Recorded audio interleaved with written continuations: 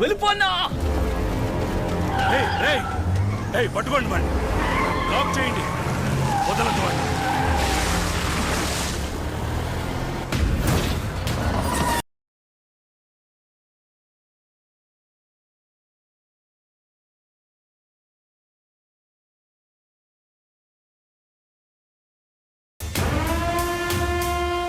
కుమార్. నమస్తే సార్.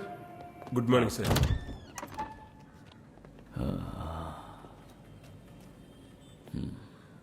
నాకు పిల్లలు లేరు సార్. శేఖర్ సార్ ఏర్పాటు చేస్తా అని చెప్పారు. బిడ్డను కొనుక్కోవడానికే సార్ అక్కడికి వెళ్ళాను. ఈ రోజుతో బిడ్డ కనపడకుండా పోయి 10 రోజులు అవుతుంది.